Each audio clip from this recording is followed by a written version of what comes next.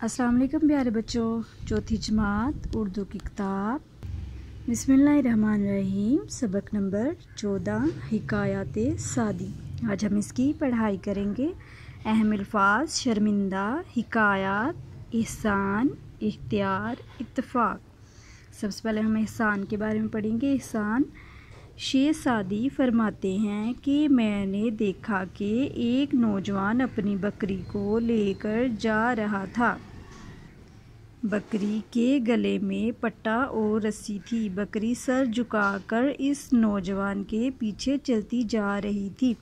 मैंने नौजवान से कहा, तुमने इस बकरी के गले में रस्सी बांधकर इसे पकड़ा हुआ है, इसलिए तुम्हारे पीछे पीछे चली जा रही है। नौजवान कहने लगा, ऐसी कोई बात नहीं, लीजिए मैं रस्सी खोल देता हूँ। रस्सी खोलने के बाद भी बकरी उछलती कूदती इस नौजवान के पीछे चलती रही। मैं बहुत हैरान हुआ कि ये बकरी कहीं और क्यों नहीं भाग जाती।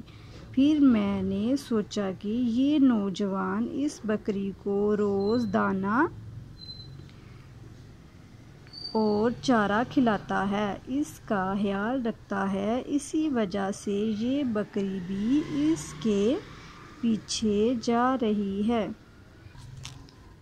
हमसायों के हकूक़। एक औरत ने अपने शौहर से मोहल्ले के दुकानदार की शिकायत करते हुए कहा कि इससे सामान मत खरीदा करो, ये तो बहुत महंगा सामान बेचता है और सामान अच्छा भी नहीं होता। अच्छा सामान दिखाकर खराब सामान बेईमानी से दे देता है। शौहर ने बीवी की बात गौर से सुनी और कहने लगा, इस बेचारे ने हमारी उम्मीद पर अपनी दुकान यहाँ खोली है, अगर हम लोग ही इस से सामान नहीं खरीदेंगे तो कौन खरीदेगा।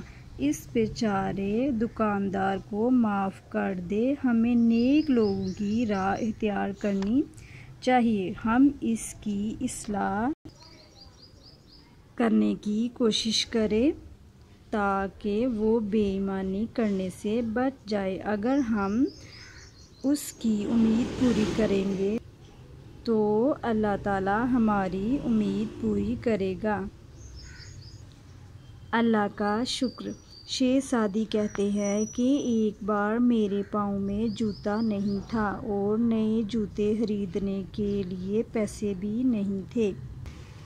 मैं इस बेबसी पर परेशान था और दिल ही दिल में अल्लाह ताला से शिकायत कर रहा था। ऐसे ही नंगे पाँव चलते चलते मैं मस्जिद में जा पहुंचा। वहां जाकर मैंने एक शख्स देखा जिसके पाँव ही ना थे, मगर वो फिर भी अल्लाह ताला का शुक्र अदा कर रहा था। मैं बहुत शर्मिंदा हुआ, फ़ौरन अल्लाह ताला से माफ़ी मांगी और इसका शुक्र अदा किया कि अगर मेरे पास जूते नहीं तो क्या हुआ, अल्लाह ताला ने पाँव तो अता किए हैं। ठीक है बच्चों, यहाँ तक आपने इसकी पढ़ाई करनी है।